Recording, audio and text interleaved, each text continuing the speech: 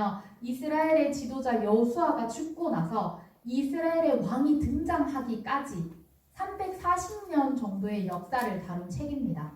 사사기는 이 시대를 이렇게 소개를 하고 있어요. 사람마다 자기 소견에 옳은 대로 행하던 시대라고 이렇게 소개를 하고 있고요. 또 여호와의 목전에서 악을 행했다라고 이렇게 기록을 하고 있습니다.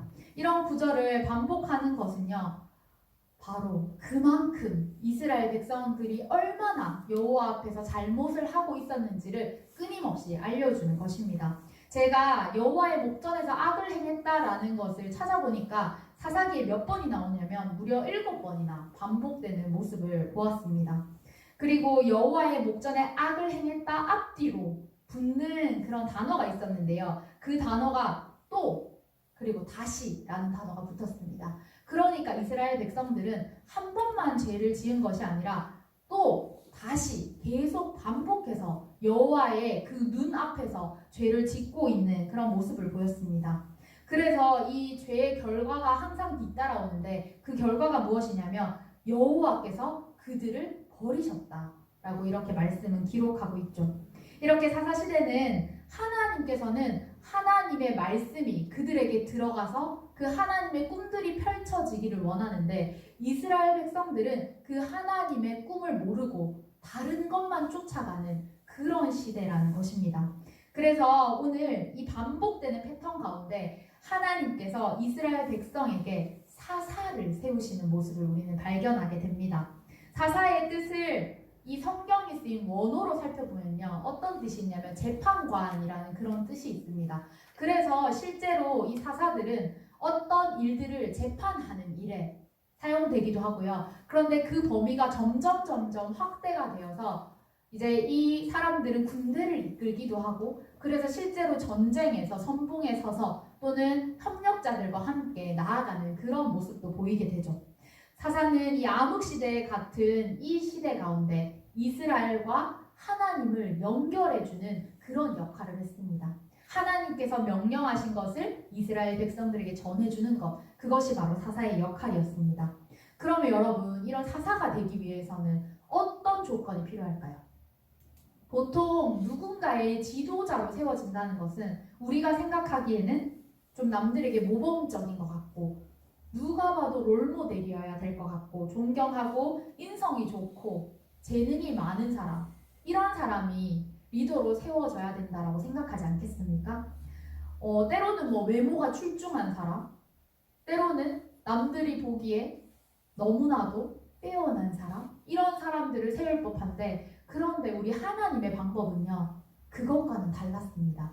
우리 하나님께서 많은 사사들을 세워나가실 때는 자격이 없는 사람, 누가 봐도 이 사람은 아닌 것 같다라는 생각이 드는 사람, 결함이 많은 사람, 이런 사람들을 하나님께서는 세우셨습니다. 대부분의 사사가 그런 결함이 있는 자들이었습니다.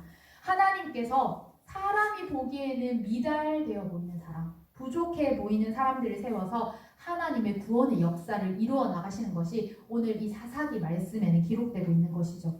하나님의 법칙은요, 우리의 모습과는 다릅니다. 하나님은 믿음 안에 들어오기만 하면 그를 언제든 붙잡아서 쓰시는 분이에요.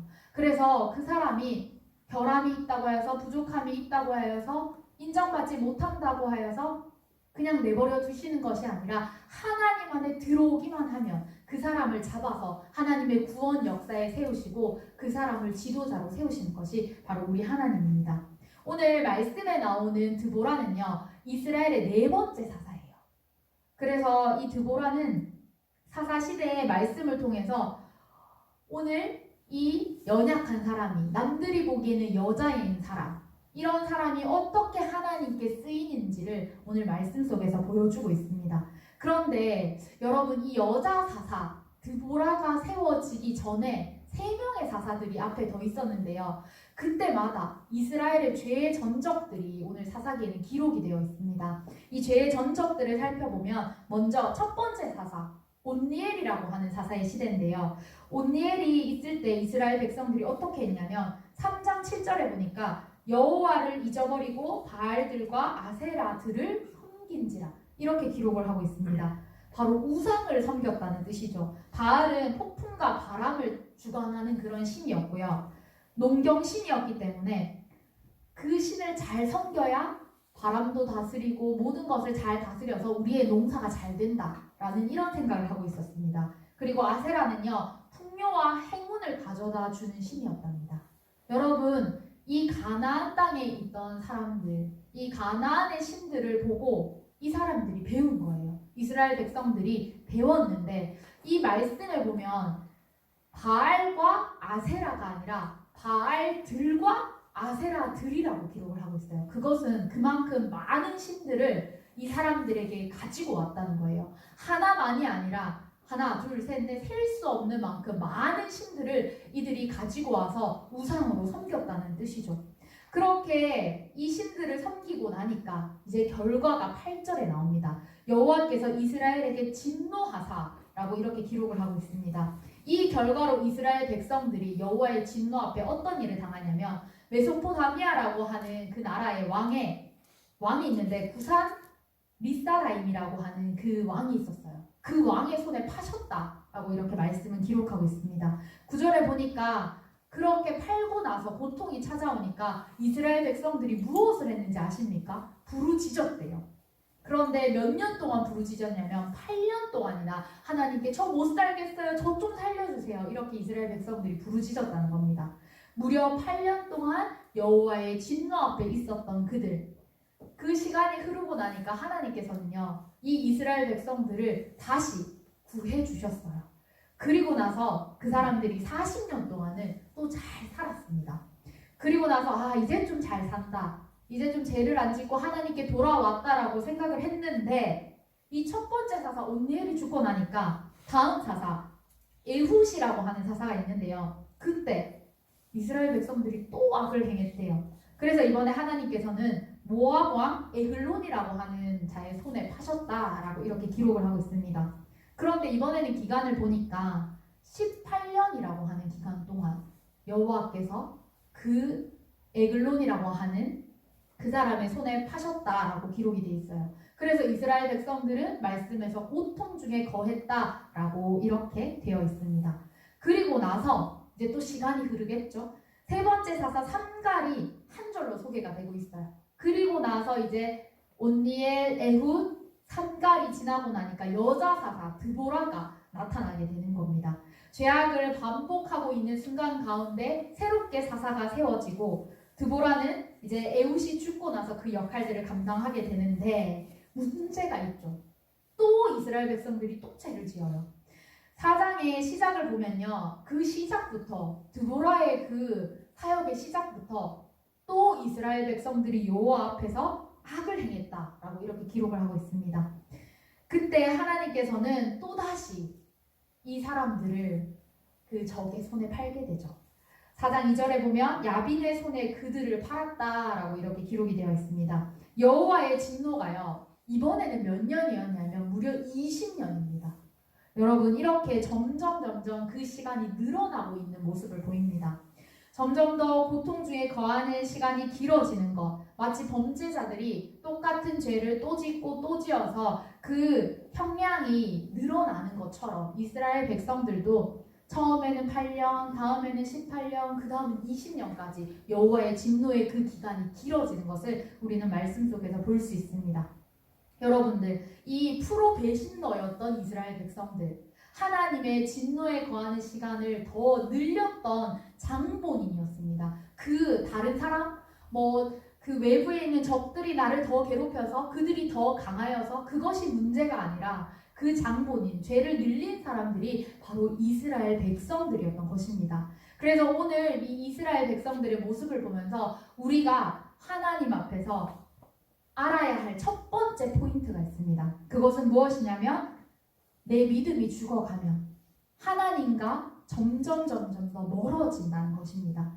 그리고 이 죄를 돌이키는 시간도 똑같이 늘어난다는 것입니다. 이스라엘 백성들이 8년, 18년, 20년 이렇게 그 기간을 늘렸듯이 하나님의 진노 앞에서 나오지 못하고 계속해서 그 죄의 기간을 늘려가는 것, 이것이 바로 이스라엘의 가장 큰 문제였습니다. 성령님과 동행해야 하는데 성령님과 동행하기보다는 세상의 것을 더 좋아했고, 그리고 스스로 자신의 삶을 개척하면서 나는 잘 살아가고 있다, 나는 문제없다, 나는 이것도 해보고 저것도 해보고 저것도 해봤더니 아무 문제없이 잘 살고 있네, 이런 것들로 여러분의 삶을 채워나간다면 그만큼 하나님께 돌이키는 기간들이 점점 더 길어진다는 것을 여러분들이 기억하셨으면 좋겠습니다. 이스라엘 백성들이 그 기간을 늘려가는 것, 하나님의 뜻이 아닌 자신의 소견대로 옳은 대로 행하면서 살아갔던 그 사람들, 그 시대, 가나안의 그 우상에 눈을 돌려서 살아갔던 그 시대를 살아가는 사람들, 계속 정신을 못 차리고 날마다 그 기간을 늘려가는 모습들, 이것을 보면서 이제 우리는 우리의 믿음을 점검하며 살아가기를 원합니다. 성령님과 내가 함께하고 있는가? 나는 이 죄의 기간들을 얼마나 빨리 돌이키고 있는가? 혹시 내가 성령님과 동행하지 못하여서 내가 세상의 많은 것들에게 내 눈을 뺏기고 내 마음을 뺏기고 내 생각을 뺏겨서 하나님 앞에 그 돌이키는 기간들이 점점 늘어난다면 이제는 이것을 인식하시고 여러분들께서 그 기간을 줄여나가시면서 날마다 주님과 함께 동행하며 성령님과 함께하며 그 죄를 빨리 돌이키고 주님과 함께 거하시는 여러분들이 되기를 소망합니다. 여러분들, 이스라엘 백성들의 모습을 이제 또 계속해서 보기를 원하는데요. 이스라엘의 그 백성들이 죄를 또 다시 반복했다고 했는데 이 사람들이 너무 한결같아요. 이제는 이 죄를 끊어버릴 법한데 그렇지 않고 너무나도 한결같이 또 죄를 짓고 나서 뭐라고 하는 줄 아십니까? 하나님 죽겠어요. 하나님 좀 살려주세요. 그들은 또다시 하나님께 부르짖습니다. 여호와께 부르짖었더니 근데 우리 하나님이 더 대단하세요. 보통 우리가요 삼세판이라는 얘기를 합니다. 그래서 남들이 하나, 둘, 세 번째 참으면 이제는 폭발할 법도 하다. 그리고 누군가 나에게 무슨 해를 했을 때, 누군가 나에게 피해를 줬을 때, 나를 괴롭힐 때 여러분 얼마나 참을 수 있습니까? 우리 하나님은요 끝까지 참으시는 하나님이세요. 그래서 죄를 짓고 또 그것을 잘못했다고 또 얘기하고 그러면서 이제 다시 안 할 것 같은데 또 하고 또 이것을 반복하는 가운데 우리 하나님이 더 대단하셔서 이제 하나님께서는요 또 이들을 용서해 주시는 거예요. 그 부르짖음을 들으셨대요. 그래서 오늘 이 하나님께서는 오늘 네 번째 사사 이 드보라를 세워주는 겁니다. 성경에는요 선지자라고 할 때 여자 선지자들의 이름이 몇 명이 나오는데요. 미리암, 훌다, 안나, 빌립의 4딸 정도, 이렇게 성경에서는 여자 선지자들에 대한 이야기는 조금씩 나오고 있습니다. 그런데 여자 사사는 드보라가 최초이고요. 여자 사사로 세워진 사람은 이 드보라밖에 없습니다. 그래서 이제 이 드보라가 어떻게 하나님의 그 구원 역사 앞에 쓰이는지 우리가 보기를 원합니다. 이 드보라는요 재판하는 일에 이미 사용이 되어지고 있었어요. 그 말씀에 보니까 하나님께서는 여자라고 해서 편견을 가지고 이스라엘 백성들이 무시하게 한 것이 아니라 이미 재판하는 자리에 서서 그들의 옳고 그름을 분별해 주었다고 말씀은 기록하고 있습니다. 하나님의 구원 역사는 사회적 통념과 문화와 보이지 않는 장벽과 그 모든 것들을 뛰어넘어서 일하시기 때문에 하나님 안으로 들어온다면 하나님은 이제 그 구원 역사에 이 드보라를 세우셔서 하나님께서 인정받게 하시고 지혜를 주시고 모든 것들을 더해 주셔서 이스라엘 백성들을 잘 다스릴 수 있게 도와주시는 분이었습니다. 그래서 이 드보라는 하나님께서 주신 지혜를 가지고 그리고 리더십을 가지고 재판하는 자리에서 이미 이스라엘 백성들에게 인정을 받고 있었습니다. 그리고 나서 이제 그의 임무는 끝나지 않습니다. 어떤 임무가 있었냐면 바로 그 야빈의 군대를 물리치는 것, 그것이 그의 임무였습니다. 오늘 이스라엘 백성들이 또 죄를 지어서 이번에 하나님께서는 야빈의 군대에 그 시스라 장군이라고 하는 그 사람들의 손에 넘겨주시는데요.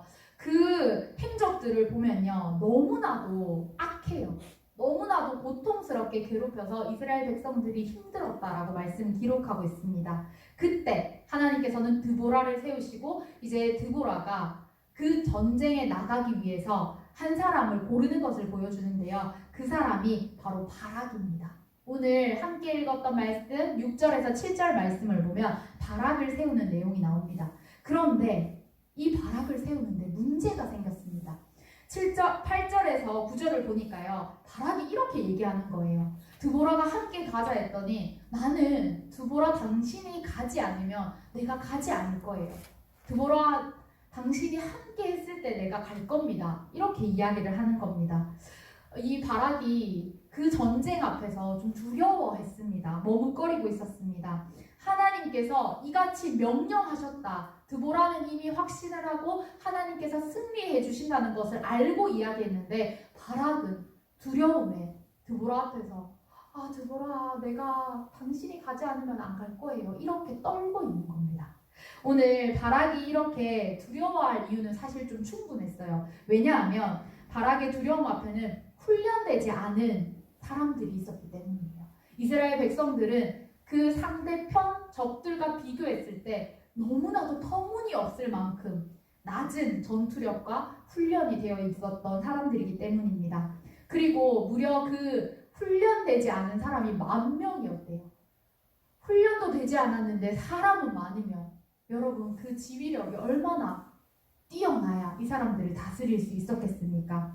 그리고 나서 또 한 가지는요. 이들의 문화가 너무나도 차이가 많이 났습니다. 성경에 보면 첫 번째 왕, 이스라엘의 첫 번째 왕이었던 사울이 세워졌을 때 그때 문화가 아직도 청동기 문화였다고 합니다. 여러분들 우리가 국사 시간에 가장 많이 헷갈리는 문제가 있는데요. 청동기 시대에는 어떤 무기를 썼을까요? 청동기를 썼을까요? 우리 가장 공부를 그래도 놓지 않고 가장 가까이 했던 대학교 1학년 올라가는 여러분들 한번 대답해 볼까요? 청동기 시대에는 어떤 무기를 썼습니까? 네, 대답 안 할 줄 알았어요. 눈으로 대답해줘서 고마워요. 그때는요, 청동기를 쓰지 않았죠. 청동기 문화에 있지만 그것은 사실 너무나도 귀했거든요. 아무나 쓸 수 있는 것이 아니었어요. 그래서 돌을 쓰죠. 돌을 갈거나 그런 문화를 가지고 있던 이스라엘과 오늘 말씀에 보면 이 야빈의 왕에 있던 그 시스라의 그 군대들은요, 철병거를 이미 가지고 있었대요. 철기 문화. 그럼 여러분들 생각해 보십시오. 철기 문화를 가지고 있어요. 철병거를 타고 저기서 막 달려옵니다. 근데 우린 이렇게 돌을 들고 있어요. 얼마나 무서울까요? 그런 두려움 가운데 있기 때문에 어쩌면 이 바락은 너무나도 당연하게 두려울 수밖에 없는 것이 그의 현실이었다는 것입니다. 그리고 이 말씀에 기록된 내용들을 더 살펴보니까요. 그 이스라엘을 지독하게도 괴롭혔던 사람이 시스라 장군이었대요. 그러면 지금 내 적진 앞에 지도자로 서 있는 저 시스라, 우리를 진짜 미칠 듯이 괴롭혔던 그 괴롭힘의 대상이었던 장본인이 내 앞에 서 있으면 얼마나 두려웠겠습니까?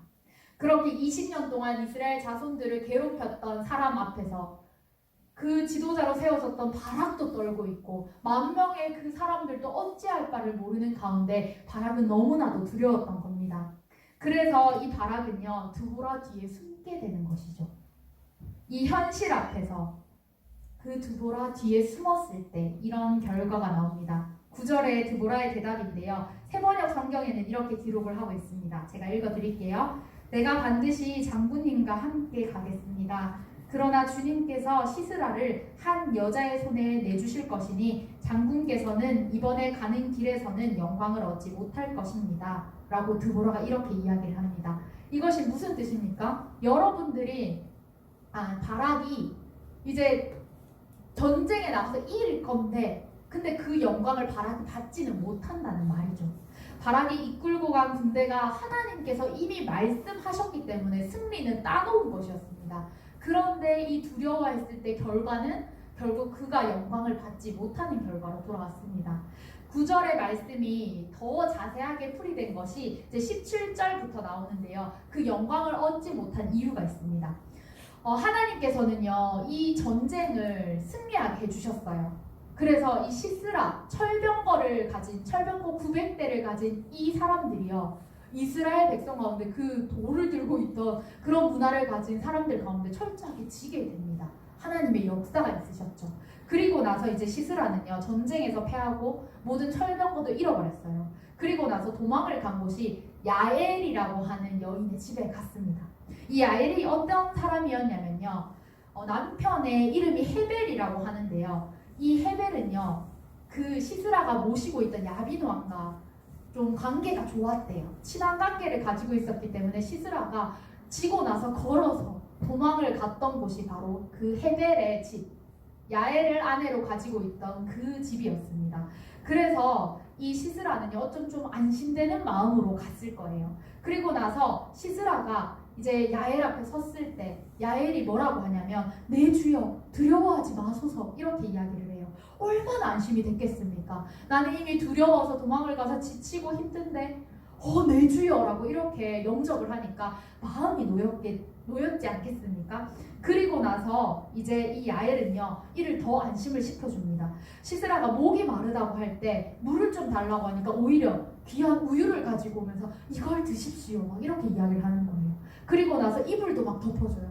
쉬세요 막 이렇게 하는 거예요. 그러니까 이 사람이 얼마나 안심이 됐겠습니까? 그런데 이제 혹시라도 하는 마음에 쉬기 전에 혹시라도 누가 오거든 내가 여기 없다고 좀 하십시오라고 이야기를 하고 그는 잠이 듭니다.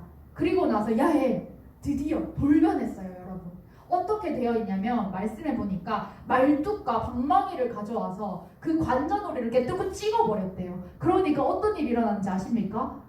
그 말뚝이요 바닥에 박혔대요. 여러분 여인이 생각해 보십시오. 여인이 그 말뚝을 관자놀이를 통과해서 박으려면 얼마나 힘이 강했겠습니까? 이렇게 돼서 결국 시스라는요 안심을 하였지만 죽음으로 이르게 됐습니다. 이것이 바로 이 바락이 영광을 취하지 못하고 여인인 야엘이 이 전쟁의 영광을 취하게 되는 내용입니다. 드보라가 바락에게 가라라고 이렇게 말했을 때 그냥 가라고 한 것이 아니었죠. 분명히 하나님께서 말씀하셨고 이미 승리한다는 확신이 있고 이야기했는데 이 바락은 오늘 자신의 앞에 있는 현실을 바라보게 된 거예요. 그래서 이 현실을 바라보았더니 그 전쟁에 승리를 하였지만 영광은 취하지 못하였던 그런 모습을 우리는 보게 됩니다. 자신의 눈앞에 있는 상황들이 하나님보다 더 크게 여겨졌을 때 이런 결과가 나온다는 것이죠. 그래서 여러분 여기 오늘 이 말씀에서 우리가 알아야 할 두 번째 포인트는요.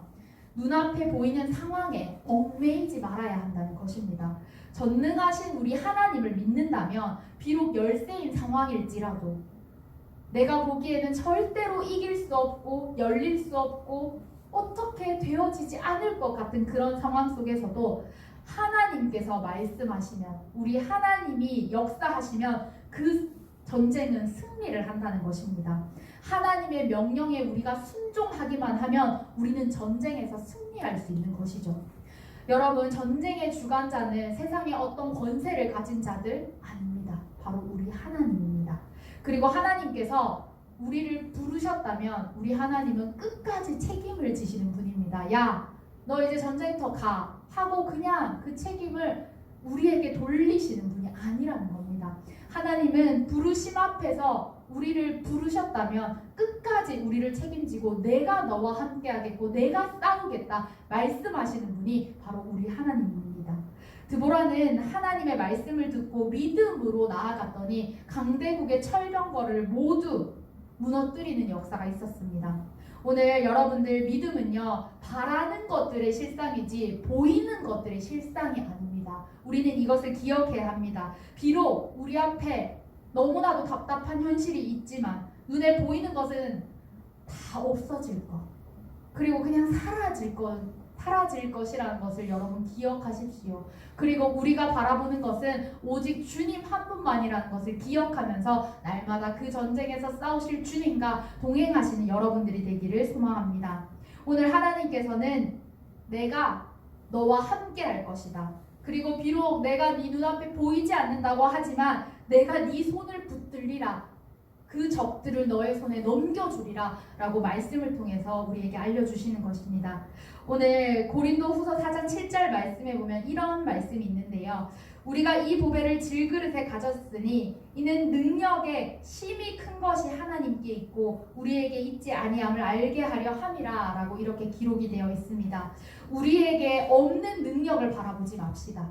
그리고 하나님께 있는 그 능력을 바라보고 나아가는 여러분들이 되기를 소망합니다. 이제 말씀에서 마지막 포인트, 세 번째 포인트인데요.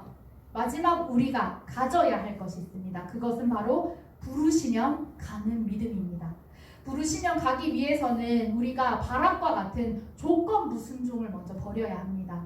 하나님이 가라고 하는 데는요, 조건부 순종은 없습니다. 하나님, 내가 가기는 가는데요, 하나님 이거 해주면 갈게요. 이런 것이 조건부 순종이죠. 오늘 바락도요, 내가 가기는 가는데 드보라가 함께 가야 내가 가겠다, 이렇게 이야기를 합니다. 여러분, 하나님께서는요, 우리에게 온전한 순종을 원하시는 분입니다. 우리의 모습 속에 혹시 조건부 순종의 모습이 있었습니까? 그렇다면 이제는 그 모든 것을 버리기를 소망합니다. 그리고 하나님은 우리가 그 믿음 앞에 반응할 때 누구보다 신실하게 우리를 붙드시고, 우리가 그 말씀에 순종할 때 누구보다 신실하게 이끄시는 분임을 여러분들이 기억하시고 그 하나님 의지하며 나아가기를 소망합니다. 조건부 순종의 결과는 결국 영광을 맛보지 못하는 전쟁이 되었습니다. 이제 하나님께서 여러분들의 삶 가운데 말씀하십니다. 하나님의 구원의 큰 역사를 함께 이루어가지 않겠냐고 이렇게 말씀하십니다. 그때 여러분들 조건부 순종으로 나아가지 맙시다. 온전한 순종으로 하나님께 나아가서 이제 부르면 제가 갑니다 라고 고백하는 여러분들의 인생이 되기를 소망합니다. 그리고 지금 우리의 눈이 향하고 있는 그 모든 상황들이 열려지지 않는 것 같고 답답해 보이고 힘들어 보인다 할지라도 그 너머에 뛰어넘어서 일하시는 하나님을 바라보시면서 우리의 시선을, 우리의 마음을 그분께 맞추어 나가시는 그런 삶을 주님께 드리기를 소망합니다. 이제 하나님이 부르실 때 우리는 그냥 가면 됩니다. 이미 전쟁에서 승리하시고 우리를 승리로 이끄시는 분이 우리의 주인이시고 우리의 아버지 되시기 때문입니다. 오늘 이 말씀을 기억하면서 하루하루 주님과 함께 구원의 역사를 써가시고 날마다 승리하시는 여러분들 되시기를 소망합니다. 기도하겠습니다. 하나님, 오늘 말씀 가운데 하나님의 음성을 듣습니다. 내 생각에 사로잡혀서 믿음 없이 죄의 길로 가고 있던 우리의 발걸음을 회개하며 나아갑니다. 우리의 인생에서 전적으로 주님을 신뢰하며 순종하는 자가 되게 하시고, 비록 내 눈에 보이는 것이 너무나도 형편없고 불가능해 보일지라도 주님 가라 명하실 때 담대하게 순종의 발걸음을 내딛는 우리 청년들이 되게 하여 주시옵소서. 순종의 결과로 하나님의 영광을 맛보는 인생 되게 하여 주시옵소서. 예수님의 이름으로 기도드립니다.